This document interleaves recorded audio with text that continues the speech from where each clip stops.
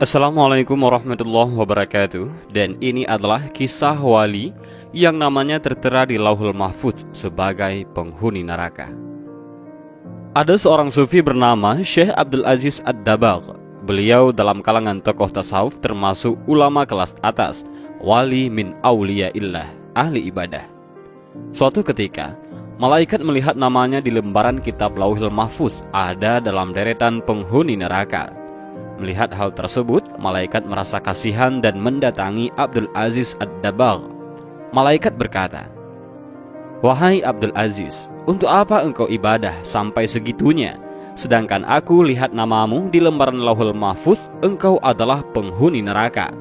Mau engkau ibadah bagaimanapun, engkau tetap akan masuk neraka." Kemudian Abdul Aziz menjawab, "Wahai malaikat, surga dan neraka bukan urusanku. Aku diciptakan oleh Allah Subhanahu wa Ta'ala hanya untuk beribadah kepada Allah Subhanahu wa Ta'ala.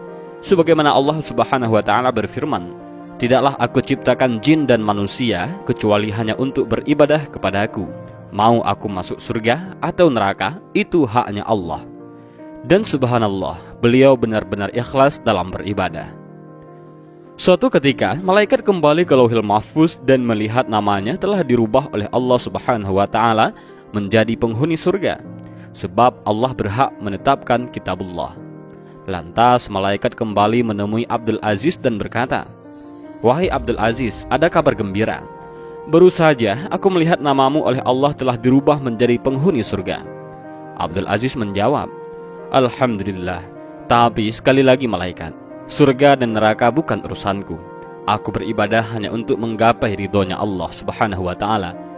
Kalau Allah Subhanahu wa Ta'ala ridho aku di neraka, ya itulah tujuanku."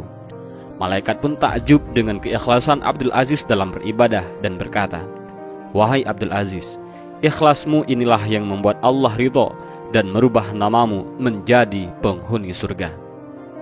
Ada kisah lain, yaitu ahli maksiat masuk surga, ahli ibadah masuk neraka, dan inilah penyebabnya. Rasulullah SAW pernah berkisah tentang dua orang bersaudara dari kalangan Bani Israel. Yang satu sering berbuat dosa, sementara yang lain sebaliknya, sangat tekun beribadah.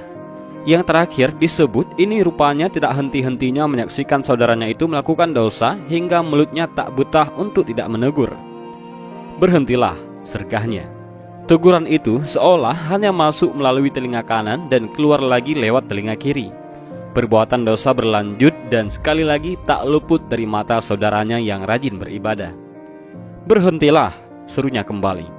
Si pendosa lantas berucap, "Tinggalkan aku bersama Tuhanku. Apakah kau diutus untuk mengawasiku?" Saudara yang ahli ibadah pun menimpali, "Demi Allah, Allah tidak akan mengampunimu. Allah tidak akan memasukkanmu ke surga." Kisah ini tertuang dalam sebuah hadis sahih yang diriwayatkan Abu Daud dan Ahmad. Lanjut dari ceritanya, tatkala keduanya meninggal dunia, keduanya pun dikumpulkan di hadapan Allah Subhanahu wa Ta'ala. Kepada yang sungguh-sungguh beribadah, Allah mengatakan, "Apakah kau telah mengetahui tentangku? Apakah kau sudah memiliki kemampuan atas apa yang ada dalam genggamanku?" Drama keduanya pun berlanjut dengan akhir yang mengejutkan. "Pergi dan masuklah ke surga dengan rahmatku," kata Allah kepada si pendosa. Sementara kepada ahli ibadah, Allah mengatakan, "Wahai malaikat, giringlah ia menuju neraka." Kisah ini mengisyaratkan pesan kepada kita untuk tidak merasa paling benar untuk hal-hal yang sesungguhnya menjadi hak prerogatif Allah. Tentu, beribadah dan meyakini kebenaran adalah hal yang utama, tapi menjadi keliru tatkala sikap tersebut dihinggapi takabur dengan menghakimi pihak lain. Apakah ia bahagia atau celaka di akhirat kelak?